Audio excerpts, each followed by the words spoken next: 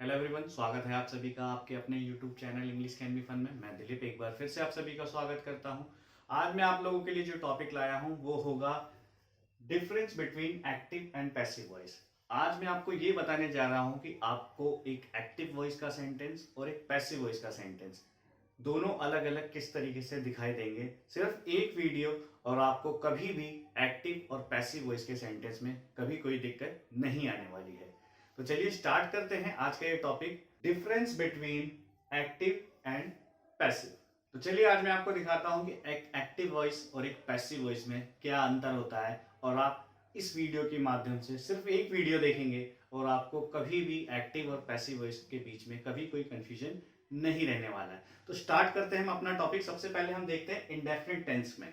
ठीक है, तो सबसे पहले हम इंडेफिनिट टेंस में देखते हैं कि एक्टिव वॉइस के सेंटेंस कैसे दिखाई देंगे और पैसिव वॉइस के। यहाँ पर मैंने प्रेजेंट पास्ट फ्यूचर सभी को इंक्लूड किया है, जिससे कि आप इसी एक वीडियो के माध्यम से सभी अपने टेंसेस क्लियर कर पाए कि एक्टिव वॉइस का टेंस कैसा होगा और पैसिव वॉइस का सेंटेंस कैसा होगा। ठीक है, तो देखते हैं हम। पहला एग्जांपल है मेरे पास, सर टीच मी। यहाँ पे मैंने आपको बता रखा है कि सब्जेक्ट अगर सर है, सिंगुलर है, तो उसके साथ हमें वर्ब का फिफ्थ फॉर्म यानी कि किसी भी डूइंग वर्ब में एस या एस लगा के उसको बनाना चाहिए। तो सर टीच मी यहाँ पे हो गया वो। दूसरा एग्जांपल है यू प्ले क्रिकेट। यू मेरा एक प्लूरल सब्जेक्ट है, तो उसके साथ मुझे प्लूरल वर्ब यानी कि वर्ब का फर्स्ट फॉर्म लगाना होता है, तो मैंने वही लगाया, यू प्ले क्रिकेट, आप क्रिकेट खेलते हो। तीसरा एग्जांपल है ही ब्रोक माई बैट, उसने मेरा बैट तोड़ दिया। सब्जेक्ट और वी टू, यानी कि आप ये जो सेंटेंस देख रहे हैं ये कौन सा है, पास्ट इंडेफिनिट का सेंटेंस है। अगला ध्रुव टुक माई पेन, यहाँ पर भी आप देख रहे हैं सब्जेक्ट के डायरेक्ट बाद वर्ब का सेकंड फॉर्म आ गया, जैसे कि मैंने पिछले वीडियो में आपको बताया भी था। तो ये कॉन्सेप्ट आपका क्लियर हुआ होगा कि यहाँ पे सब्जेक्ट के बाद अगर सेकंड फॉर्म देखते हैं तो वो आपका पास्ट इंडेफिनिट टेंस कहलाता है। यहाँ पे देखेंगे Disha will speak English, Disha will speak English. यहाँ पर जो दिशा है सब्जेक्ट हो गया, विल हमारा हेल्पिंग वर्ब हो गया, और ये स्पीक हमारा मेन वर्ब यानी डूइंग वर्ब है। दिशा विल स्पीक इंग्लिश, ये भी मेरा एक एक्टिव वॉइस है। वी शैल ईट पिज्जा, ये भी मेरा एक एक्टिव वॉइस का सेंटेंस है। ठीक है, सबसे पहले मैं आपको ये बताना चाहूंगा कि एक्टिव वॉइस होता है क्या। एक्टिव वॉइस यानी कि जो भी आप टेंस सीखते हैं, ठीक है, जैसे आपने इंडेफिनिट टेंस सीखा, कंटिन्यूस सीखा, परफेक्ट सीखा, परफेक्ट कंटिन्यूस सीखा, तो ये जो भी टेंसेस आपने सीखे हैं ये सारे के सारे आपके एक्टिव वॉइस कहलाते हैं। पैसिव वॉइस क्या होता है वो मैं भी आपको बताऊंगा आने वाले वीडियोस में। फिलहाल अभी मैं आपको केवल अंतर दिखा रहा हूं कि एक्टिव वॉइस और एक पैसिव वॉइस का सेंटेंस कैसे अलग अलग दिखाई देता है और आप उसको देखते ही कैसे पहचानेंगे। ठीक है, तो मैं आपको क्लियर कराता हूँ। यहाँ पर देखिए सर टीच मी, तो यहाँ पर जब मैं इसका पैसिव वॉइस बना रहा हूँ तो क्या करते हैं, पैसिव वॉइस बनाते समय हमारा जो भी ऑब्जेक्ट होता है, यहाँ पर देखिए मी एक ऑब्जेक्ट है, तो इसे ही सब्जेक्ट बनाया जाता है। तो मैंने मी को सब्जेक्ट बनाया आई, तो आई पैसिव वॉइस का एक रूल होता है। यहां पर तो आप देख रहे हैं कि सर टीच मी, यहाँ पे बिना हेल्पिंग वर्ब के मैंने बना दिया, लेकिन पैसिव वॉइस का एक रूल है, जो भी आप पैसिव वॉइस बनाते हैं तो सब्जेक्ट के बाद आपको 100% श्योर रहना है कि उसके बाद एक हेल्पिंग वर्ब जरूर आएगा। तो आई के साथ एम का इस्तेमाल किया जाता है यहाँ पे इंडेफिनिट में। I am taught by sir, ठीक है, यहां पर था सर टीच मी और यहां हो गया I am taught by sir, तो ये हमारा पैसिव वॉइस हो गया। दूसरा एग्जांपल था यू प्ले क्रिकेट, तो सेम वही जैसा कि अभी बताया मैंने आपको, क्रिकेट को मैंने सब्जेक्ट बना दिया, उसके बाद एक क्रिकेट एक अनकाउंटेबल नाउन है, तो इज उसके साथ हेल्पिंग वर्ब लग गई, वर्ब का थर्ड फॉर्म लगा दिया, cricket is played by you. तीसरा example he broke my bat, तो माय बैट इसे सब्जेक्ट बना देंगे, इसके साथ माय बैट एक सिंगुलर है तो वॉज हेल्पिंग वर्ब हो गया, वर्ब का थर्ड फॉर्म लगा दिया। पैसिव वॉइस बनाते समय हमेशा याद रखना है आपको कि जब भी पैसिव वॉइस बनाएंगे तो केवल और केवल सिर्फ और सिर्फ थर्ड फॉर्म का इस्तेमाल करना है। तो my bat was broken by him, he का मैंने चेंज कर दिया, इसे सब्जेक्ट को ऑब्जेक्ट बना दिया। ठीक है, आगे है ध्रुव टुक माय पेन, तो माय पेन वॉज, अभी आपने देखा माय पेन इसको सब्जेक्ट बनाएंगे, सिंगुलर है माय पेन तो उसके साथ वॉज लगा दिया, फिर टुक का थर्ड फॉर्म लगा देंगे टेकन, सब्जेक्ट के पहले हमेशा बाय लगाना है तो बाय लगा दिया। ध्रुव यहाँ सब्जेक्ट का काम कर रहा था, यहाँ मैंने ऑब्जेक्ट बना दिया, my pen was taken by Dhruv. ठीक है, इसी तरह अगला एग्जांपल है दिशा विल स्पीक इंग्लिश, तो सेम वही कंसेप्ट है जो अभी मैंने आपको इन चार एग्जांपल्स में बताया है, आगे भी वही चलेगा। इंग्लिश ये मेरा ऑब्जेक्ट है यहाँ पर, तो पैसिव वॉइस में ये सब्जेक्ट बन जाएगा। ठीक है, हेल्पिंग वर्ब यहाँ पर विल लगा है तो यहाँ पे विल भी लगाया जाएगा और उसके बाद थर्ड फॉर्म आ जाएगा स्पीक का, English will be spoken. Subject के पहले बाय लगाया जाएगा, बाय लगा दिया, सब्जेक्ट था यहाँ पे दिशा, इसको वहां पर ऑब्जेक्ट बना दिया। ठीक है, अगला एग्जांपल है वी शेल ईट पिज्जा, हम पिज्जा खाएंगे। इसी का अगर हम पैसिव वॉइस बनाए तो इसको ऑब्जेक्ट को हम क्या बना देंगे, सब्जेक्ट। उसके बाद शेल है तो विल बी, पिज्जा के साथ विल बी लगाना पड़ेगा आपको, क्योंकि आई और वी के साथ शेल का इस्तेमाल किया जाता है, बाकी रेस्ट ऑफ द वर्ड्स के साथ हम विल बी लगाते हैं। तो pizza will be helping verb आ गया इसकी जगह पे यहां पर। अब आ गया ईट, ईट फर्स्ट फॉर्म है तो इसका थर्ड फॉर्म लगाना पड़ेगा ईटन। सब्जेक्ट आएगा तो सब्जेक्ट के पहले बाय लगाएंगे, बाय के बाद आपका जो सब्जेक्ट था उसको ऑब्जेक्ट बनाएंगे, वी का हो जाएगा अस।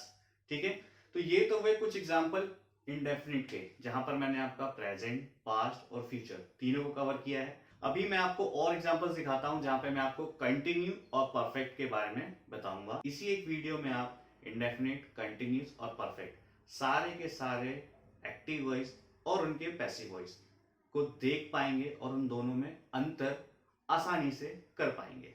तो चलिए अब बढ़ते हैं कंटिन्यूस के एग्जांपल्स की ओर।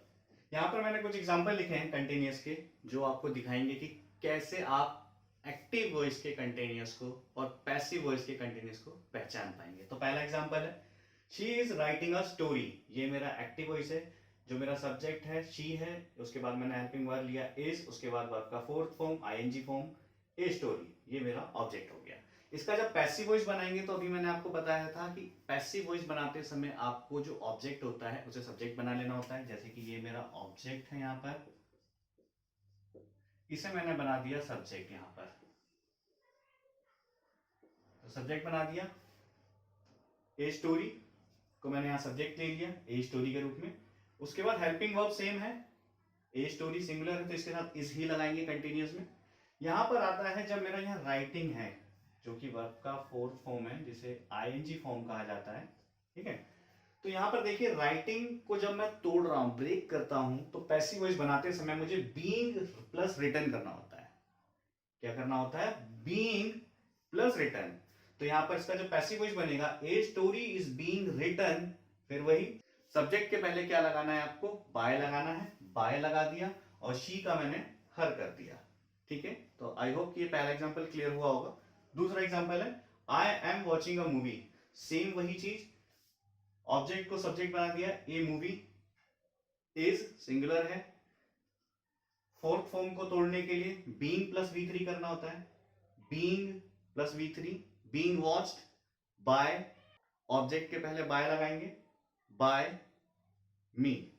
ठीक है, अगला example you are cooking food, आप खाना पका रहे हो। इसका पैसिव वॉइस कैसे बनेगा, food is being cooked bye you. तो यहां पर इसका पैसिव वॉइस इस तरीके से बनेगा। ठीक है, अगला देखते हैं, पास्ट में बढ़ते हैं। दे वर सिंगिंग अ सॉन्ग, ये मेरा सब्जेक्ट हो गया, ये मेरा हेल्पिंग वर्ब हो गया, ये मेरा मेन वर्ब हो गया और ये मेरा ऑब्जेक्ट हो गया। पैसिव वॉइस बनाते समय क्या करना होता है, जो ऑब्जेक्ट होता है उसे सब्जेक्ट बना दिया, ए सॉन्ग वॉज फोर्थ फॉर्म है, इसको ब्रेक करने के लिए बीइंग प्लस V3 लगाना पड़ेगा, तो वही किया मैंने, a song was being sung by, they का देम हो गया। ठीक है, तो आइए अब अगला एग्जांपल देखते हैं। Reena was driving the car, same चलेगा यहां पर भी, द कार को मैंने सब्जेक्ट बना दिया, ये ऑब्जेक्ट था, आगे हेल्पिंग वर्ब दोनों में सेम रहेगी, क्योंकि यहाँ पर भी जो मेरा सब्जेक्ट है वो रीना सिंगुलर है और यहाँ पर द कार भी मेरा सिंगुलर सब्जेक्ट है, तो वॉज हो गया। V4 को ब्रेक करने के लिए बीइंग प्लस V3 लगाना होता है, मैंने वही लगाया है यहाँ पर, बीइंग और ड्रिवन लगा दिया, वर्ब का थर्ड फॉर्म कर दिया वहां पे।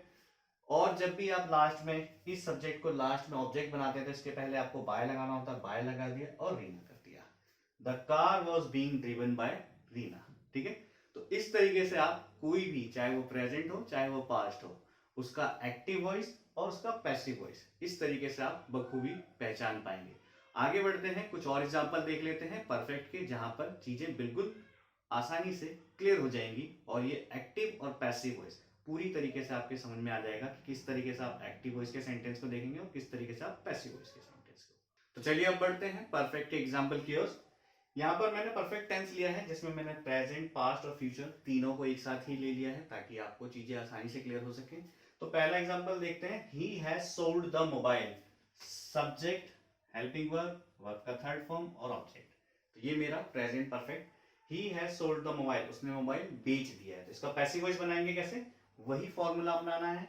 ऑब्जेक्ट को सब्जेक्ट बना देना है, हेल्पिंग वर्ब के बाद आपको बीन लगाना पड़ता है यहाँ पैसिव वॉइस बनाते समय, और जहां पे आपका ऑब्जेक्ट आता है उसके पहले आपको बाय लगाना होगा और फिर से यहाँ पे सब्जेक्ट को ऑब्जेक्ट बना देना है।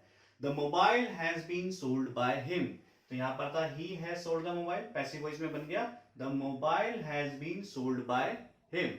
अगला एग्जांपल है you have paid the fee, आपने फीस पे कर दी, तो इसका पैसिव वॉइस बनाएंगे fee has been paid by you. Okay, अगला example Manoj had bought a bike, ये पास्ट आ गया, यहां पर हैड लगा हुआ है, तो a bike had been bought by Manoj. Clear हो पा रहा है आपको। अगला एग्जांपल देखते हैं Seema will have called you, Seema ने तुम्हें बुलाया होगा। तो इसका जब पैसिव वॉइस बनाएंगे तो किस तरीके से होगा, यहां पर मेरा ये ऑब्जेक्ट था यू, तो इसे मैंने सब्जेक्ट बना दिया, you will have been called by Seema. अगला एग्जांपल है I shall have kept the bag, मैंने बैग रख दिया होगा। तो इसका जब पैसिव वॉइस करेंगे तो इस ऑब्जेक्ट को ही सब्जेक्ट बना लेंगे, the bag will have been kept by, I का हो जाएगा मी।